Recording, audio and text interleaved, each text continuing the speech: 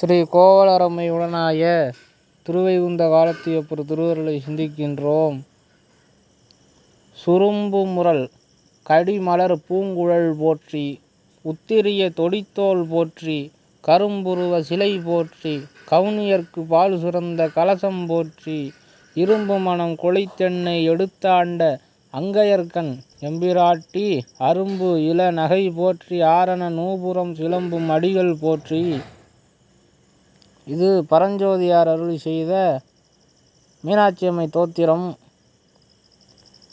இதில் அம்பாளுடைய திருமேனியை பற்றி திருமேனியை சொல்லி அதை போற்றுறார். அம்பாளுடைய அதுபோல் பெருமானுக்கும் சரி, அந்த பெருமானுடைய சடை, பெருமானுடைய கண், பெருமானுடைய கைகளெல்லாம் போட்டுனா ஒவ்வொன்றுக்கும் ஒவ்வொரு பலன் உண்டு. அதுபோல் அம்பாளுக்கும் அம்பாளுடைய கண், மூக்கு அது போல் ஒவ்வொன்றையும் போற்றி சொன்னால் அதற்கும் ஒரு பலன் உண்டு. இப்படி நம்ம நூல்களில் உண்டு. அதுபோல் அம்பாளுடைய திருமேனியை சொல்கிறார். சுரும்பு முரல் கடி மலர் பூங்குழல் போற்றி. சுரும்புனா தேன் ஊறக்கூடிய வாசனை மிகுந்த பூக்களை சூடிருக்கக்கூடிய அம்பாளுடைய கூந்தல் போற்றி. உத்திரிய தொடித்தோள் போற்றி. உத்திரியம்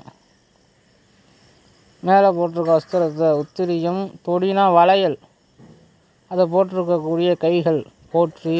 கரும்புருவ சிலை போற்றி. வில்லு போல இருக்கக்கூடிய கருப்பாக இருக்கக்கூடிய அம்பாளுடைய 2 புருவங்கள் போற்றி.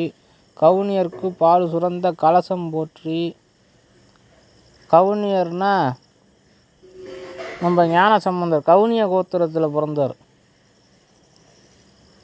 இது சீர்காழியில் திருநிலை நாயகி ஞானசம்பந்தருக்கு திருமுலைப்பால் தனது சொல்கிறார். அப்படி ஞானசம்பந்தருக்கு பால் சுரக்கக்கூடிய தங்க கலசம் போல் இருக்கக்கூடிய கொங்கைகள் போற்றி. இரும்பு மனம் குழைத்தென்னை எடுத்தாண்ட அங்கையர்கண் எம்பிராட்டி. இரும்பு போல வலிமையான பெருமானை நினைக்காத, அம்பாளை நினைக்காத மனதை உடைய என்னுடைய மனதை அதை அழித்து எனக்கு நல்ல எண்ணத்தை தந்து என்னை ஆண்டு கொண்ட அங்கையர்கண் எம்பிராட்டி. அம்பாளுக்கு மீனாட்சின்னு பேர்.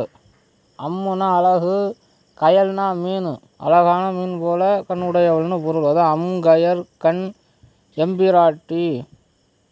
அப்படிப்பட்ட அம்பாளுடைய அரும்பும் இள நகை போற்றி.